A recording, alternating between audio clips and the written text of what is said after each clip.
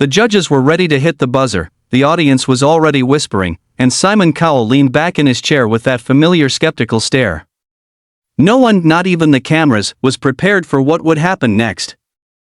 But before I tell you how a 12-year-old boy from the Philippines left the entire theater in stunned silence, make sure you stay until the very end of this story, because what Simon says in the final seconds will give you chills.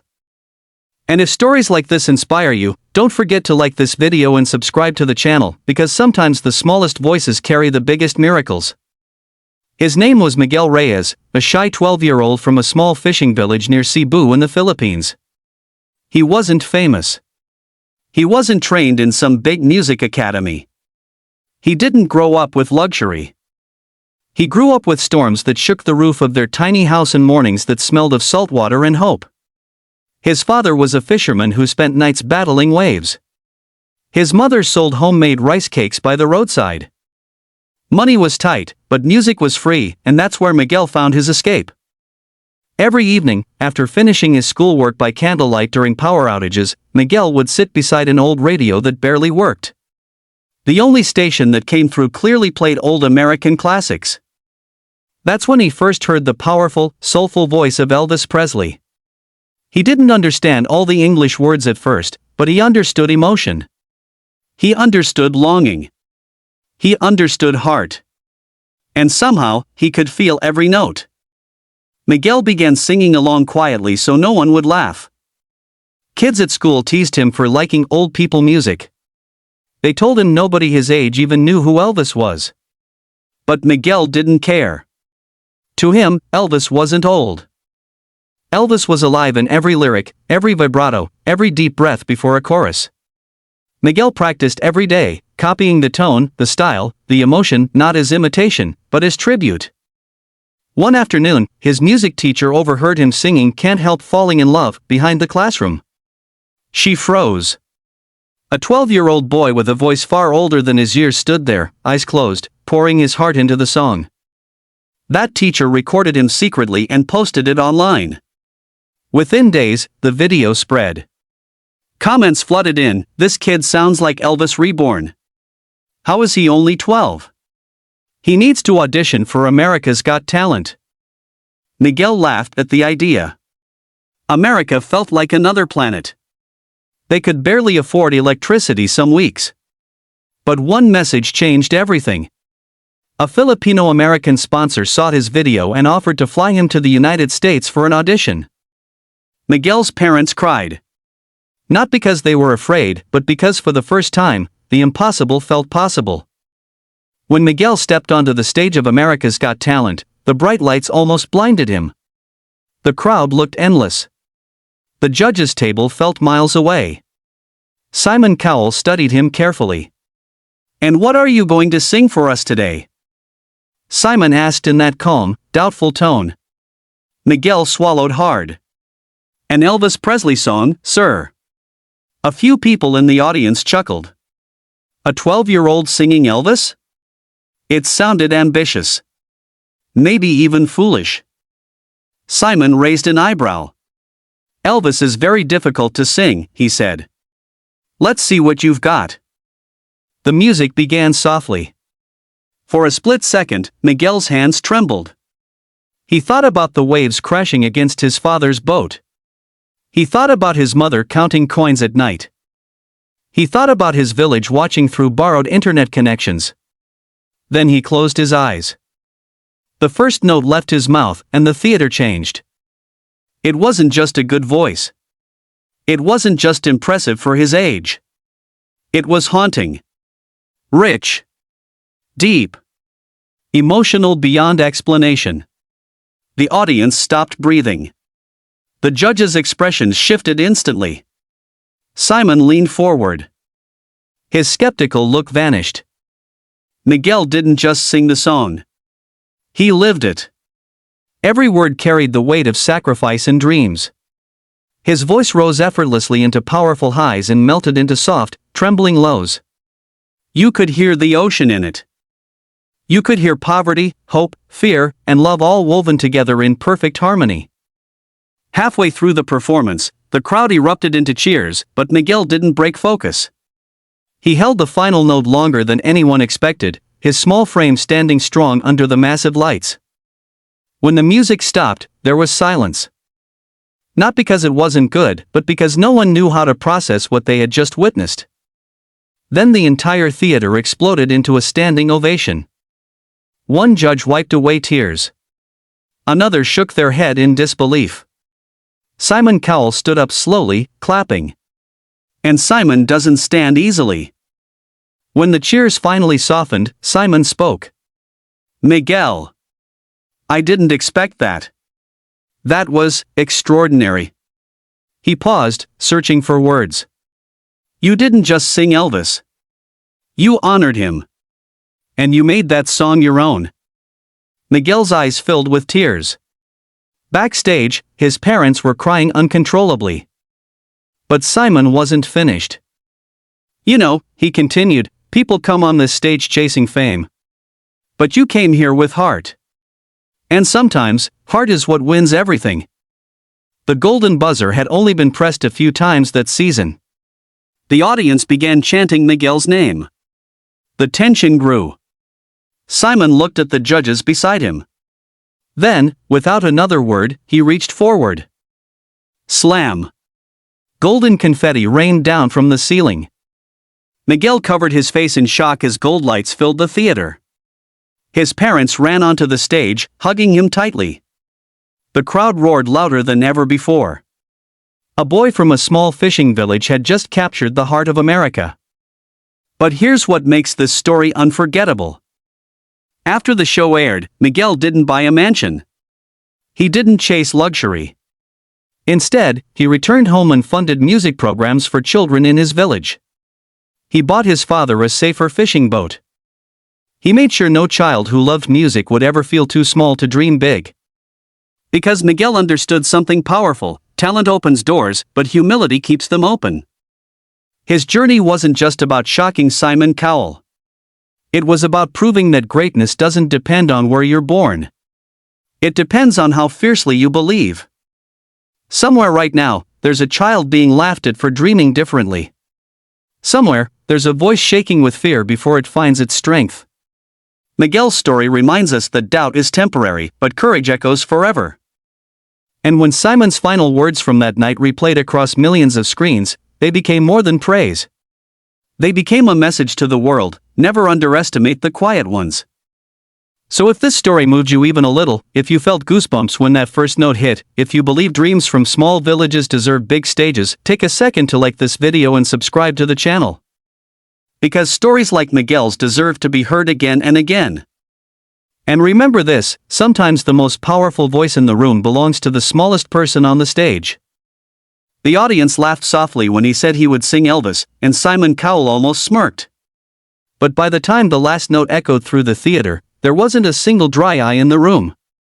Stay with me until the very last moment of this story, because what happened after the performance changed a young boy's life forever. And if stories like this touch your heart, don't forget to like the video and subscribe to the channel, because sometimes inspiration finds us when we least expect it. 12-year-old Jaden Cruz stood backstage at America's Got Talent, gripping a small silver cross that belonged to his grandmother. He was from a quiet town outside Manila, Philippines, where jeepneys rattled down dusty roads and neighbors knew each other by name. Daniel wasn't the loudest kid in school. He wasn't the most confident. In fact, he had been told most of his life that he was too different. His voice didn't match his age. While other boys' voices were still light and playful, Daniel's carried a strange depth: warm, old-fashioned, almost haunting. Classmates teased him. "Why do you sing like an old man?" they would laugh. But Daniel didn't mind. Because every night, inside their tiny home with peeling paint and flickering lights, he would sit beside his grandfather and listen to old vinyl records of Elvis Presley spinning slowly on a worn-out player.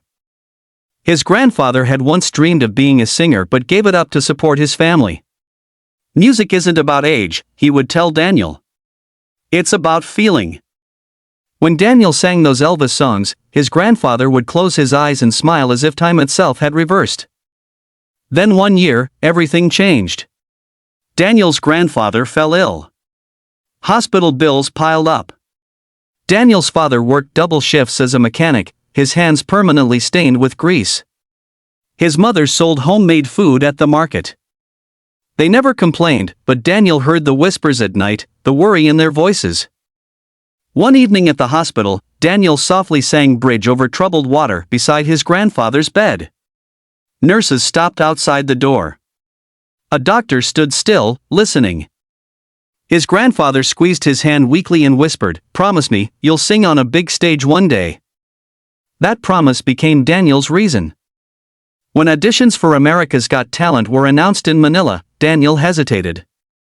The fee for travel to the US seemed impossible.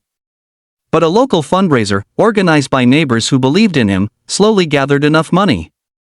People who barely had extra pesos contributed what they could. It wasn't just Daniel's dream anymore, it was the entire community's hope. The day he walked onto the AGT stage, bright lights reflected in his wide, nervous eyes. The judges sat before him, including the famously critical Simon Cowell, who studied him carefully. "How old are you?" Simon asked. 12, sir." "And what are you singing?" "An Elvis song." A ripple of doubt moved through the crowd. Simon leaned back slightly. "That's a big risk," he said calmly. "Elvis is iconic." Daniel nodded. "Yes, sir." The music began. For a split second, fear tried to steal his breath. He thought about his grandfather in that hospital room. He thought about his parents watching from the wings, their hands clasped tightly. He remembered his promise. Then he sang. The first note was soft, gentle, almost fragile. But the second note grew stronger. By the time he reached the chorus, the entire theater had transformed. His voice wasn't imitation, it was emotion reborn. It carried gratitude. It carried pain. It carried love that words alone could never explain. The audience's smiles faded into awe.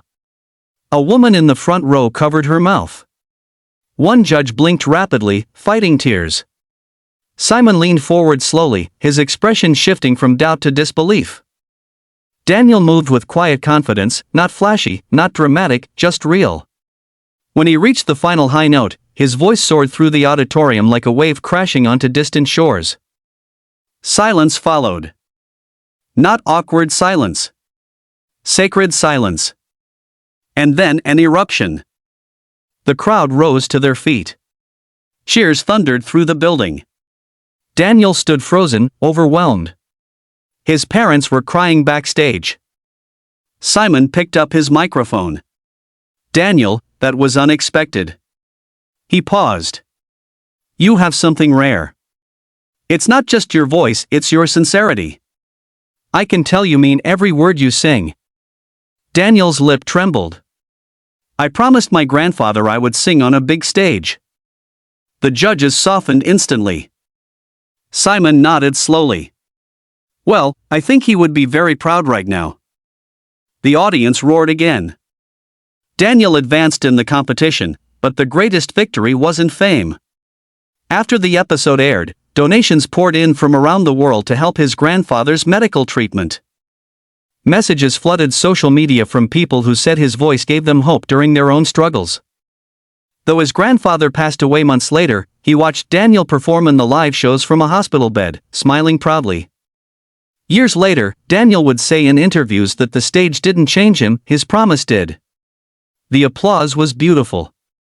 The recognition was surreal.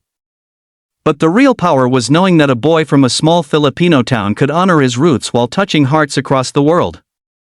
And here's what makes this story unforgettable: Daniel never forgot where he came from. He returned home after the season ended and held a free concert in his town plaza. No fancy stage. No giant screens. Just a microphone, a simple speaker system, and hundreds of neighbors singing along under the night sky. Because dreams aren't measured by spotlights. They're measured by impact. Somewhere right now, there's a child being told they're too young, too different, too unrealistic. Daniel's story reminds us that too different might actually mean extraordinary. Sometimes the very thing people doubt about you becomes your greatest strength. So if this story inspired you, if you believe promises matter, if you think courage deserves to be celebrated, take a moment to like this video and subscribe to the channel. Your support helps keep stories like this alive. And remember, greatness doesn't start on a stage. It starts with a promise whispered in a quiet room and the bravery to keep it. The camera pans over the crowd, the lights blazing, and Simon Cowell sitting with his arms crossed, ready to dismiss another hopeful contestant. But something tells you that tonight is different. Stay with me until the very end because what happens next will leave you speechless. And if you feel goosebumps as this unfolds, don't forget to like this video and subscribe to the channel because stories like this are too powerful to miss. 12-year-old Elijah Santos stood backstage, his tiny hands shaking around a worn microphone. He came from a small town in the Philippines, where mornings smelled of sizzling street food and the ocean breeze carried the echoes of fishermen calling their nets. Life had never been easy. His father worked long hours repairing boats, his mother sold snacks at the market, and their home was small and filled with laughter and struggle in equal measure. But Elijah had a gift that made him feel invincible, his voice. From the moment he first heard Elvis Presley on an old cassette tape his uncle had given him, Elijah was mesmerized. It wasn't just the notes or the energy, it was the emotion. The longing, the heartache, the joy, it spoke to him in a way words never could. Every night, after finishing homework by candlelight, he would close his eyes and sing, pretending the small bamboo floor of their home was a giant stage in Las Vegas. He didn't just mimic Elvis, he became him. Schoolmates didn't understand. "Why do you sing like that?" they mocked. "Elvis is old." Elijah didn't answer. He just sang. Because singing was the only place where he felt free. One afternoon, his music teacher secretly recorded him performing in the classroom. The video made its way online, and before long, people were calling him the Filipino Elvis. Comments from all over the world flooded in, "This boy is unreal. Where has he been hiding? He sounds like a miracle." Soon after, Elijah's family received news that a sponsor would cover his flight to America for an audition on America's Got Talent. It felt impossible. But the impossible was what he lived for. He promised himself he would make every note count. Stepping onto the AGT stage, the blinding lights nearly stunned him. Thousands of eyes seemed to pierce straight through him. Simon Cowell's skeptical gaze didn't help either.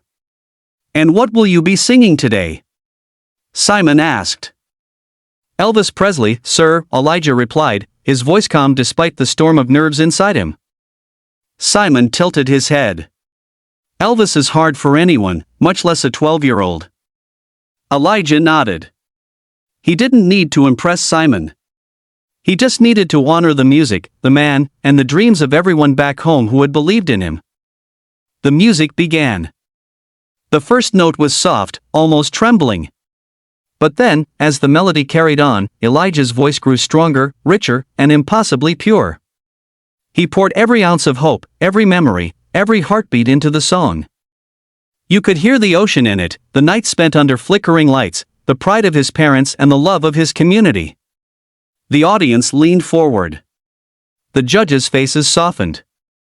Simon Cowell's arms fell slowly to his sides, disbelief etched across his expression.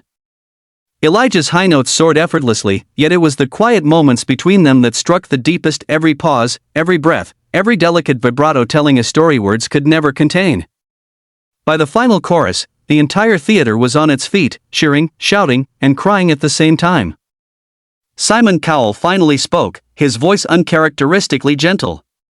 "Elijah, that was not only perfect, you owned it. You didn't just sing Elvis. You made him live again."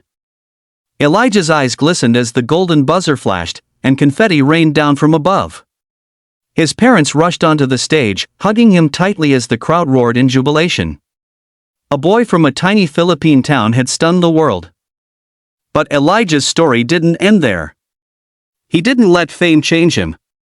Instead, he returned home, funding music classes for children in his village, buying his father safer fishing equipment, and inspiring a generation to believe in themselves. The world had seen his talent, but his heart had always belonged to home. Elijah proved that greatness doesn't depend on wealth, age, or circumstance. It depends on courage, determination, and the willingness to sing your truth even when others doubt you. If this story touched your heart, don't forget to like this video and subscribe to the channel, because the world needs more stories like Elijah's. And remember, sometimes the loudest impact comes from the smallest voice.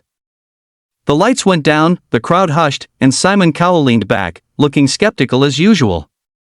Everyone expected another ordinary audition, but they weren't ready for what was coming. Stick with me until the very end, because this 12-year-old Filipino boy didn't just perform, he made history. And if this story gives you chills, hit the like button and subscribe, because you won't want to miss more stories like this. His name was Leo Santos. At just 12 years old, he had already learned what most adults never do: how to turn hardship into hope. Leo grew up in a small coastal village in the Philippines. His father was a fisherman, his mother sold homemade snacks in the market, and their house was no bigger than a storage shed. But the walls of that tiny home were filled with music. Every evening, after finishing homework by candlelight, Leo would sit beside an old radio that barely worked and listen to Elvis Presley records. The voice of Elvis seemed to speak directly to him, telling stories of love, loss, and dreams that never die. Soon, Leo was singing along, not just copying, but adding his own soul to every note. Schoolmates mocked him. "Why do you sing like that?" they laughed. "Elvis is ancient." But Leo didn't care. Music was his escape, his joy, his secret superpower. One day, his music teacher recorded him singing in class. The video went viral. Comments poured in from around the world: "This is unreal. He sounds exactly like Elvis. How is he only 12? A talent scout saw the video and arranged for him to audition for America's Got Talent in the United States. Flying halfway across the world was a dream and a nightmare. The lights, the noise, the people, it was overwhelming. But Leo reminded himself of why he was there: to honor the music he loved, to fulfill a promise to himself and his family, and to show the world that even a small boy from a tiny village could shine. He stepped onto the AGT stage. The audience seemed endless. Simon Cowell's piercing gaze made him shiver. "And what are you going to sing for us today?" Simon asked. "Elvis Presley's Can't Help Falling in Love, sir," Leo replied softly, trying not to tremble. Simon smirked slightly. "That's ambitious for a 12-year-old. Then the music started. At first, his voice was quiet, delicate, almost fragile. But by the second line, the depth, warmth, and power of his tone captivated everyone in the room. He didn't just sing Elvis, he became Elvis. Every note was filled with emotion: the pride of his parents, the struggle of his village, the longing of a boy who had dared to dream. The audience was silent, hanging on every note. Judges leaned forward. Simon's arms, so often crossed in judgment, slowly dropped to his sides. Tears glistened in the corner of one judge's eye. By the final high note, the theater erupted in cheers. People were standing, clapping, and shouting at the same time. Simon finally spoke, his voice heavy with awe. "Leo, that was incredible. You didn't just sing the song. You lived it. You made it your own." Then he pressed the golden buzzer. Confetti rained down as Leo's parents ran on stage, tears streaming. A boy from a small Philippine fishing village had stunned the world. But the real story didn't end with applause. Leo returned home, not with fame or luxury, but with a purpose. He used his newfound platform to fund music programs for children in his village, helped his father buy a safer boat, and inspired countless other kids to chase their dreams, no matter how impossible they seemed. Leo's journey taught the world a simple truth: talent is powerful, but heart is unstoppable. Dreams aren't measured by stage size, they're measured by courage, passion, and the refusal to give up.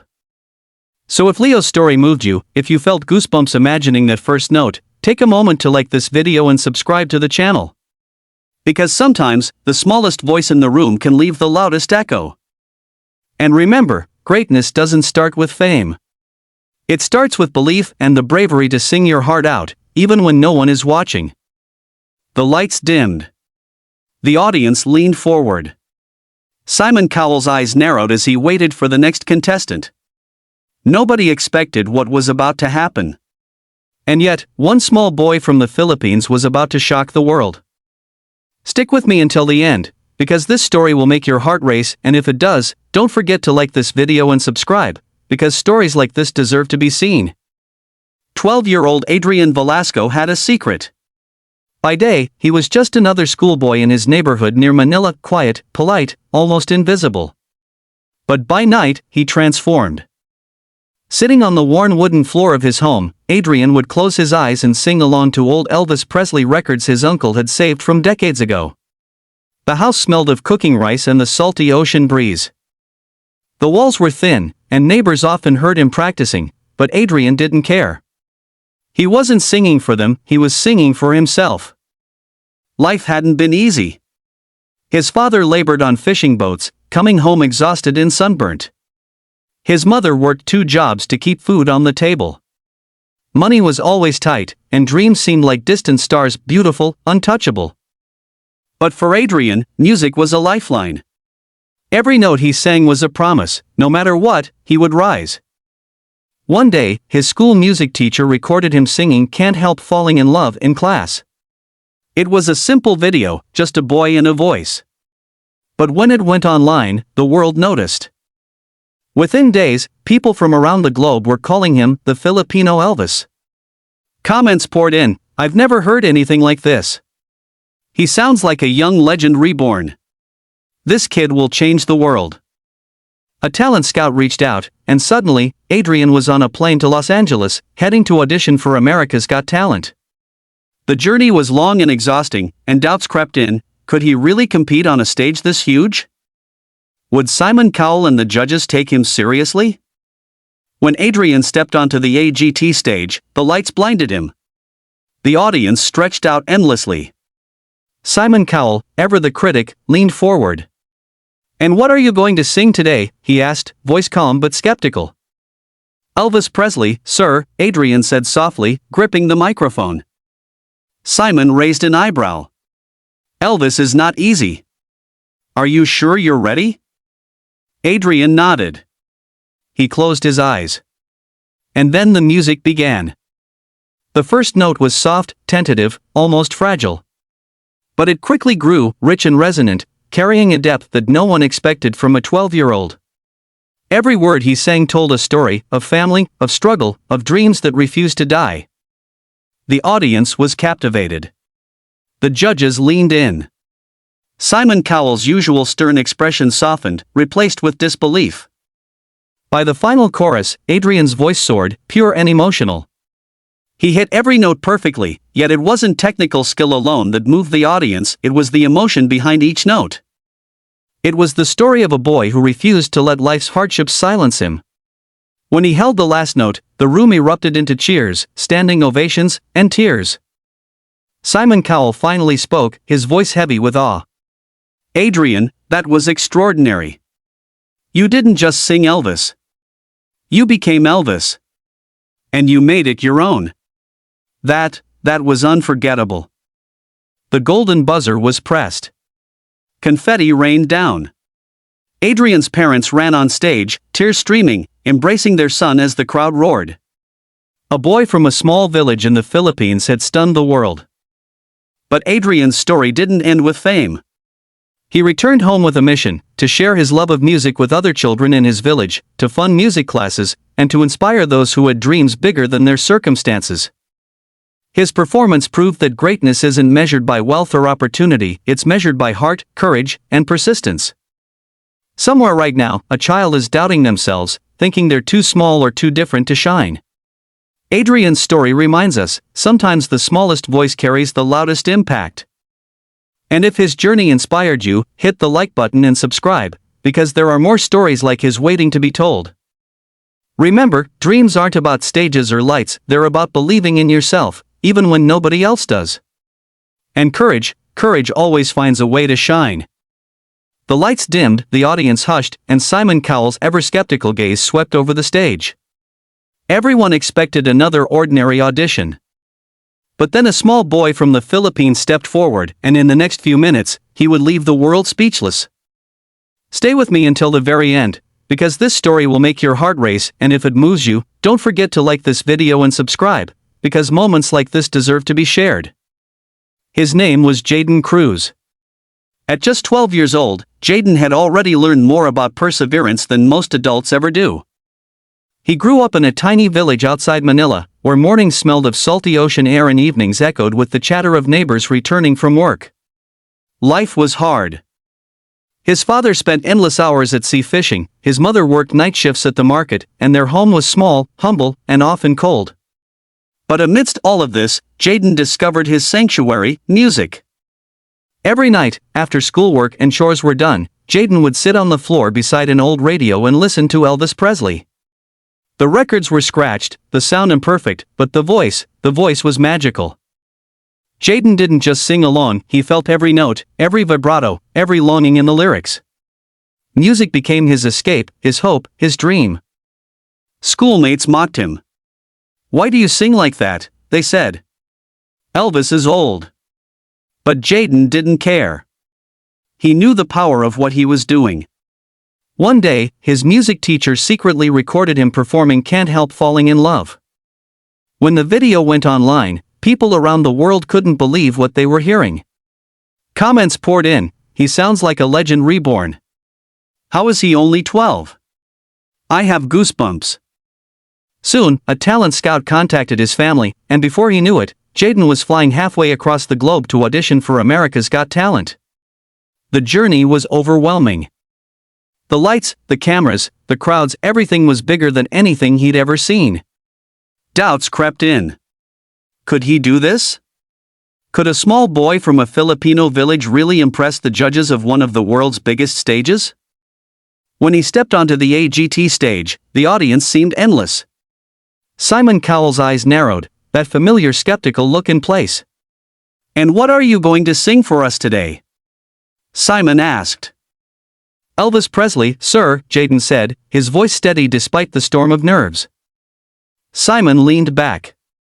"Elvis is very difficult, even for adults." "Are you sure?"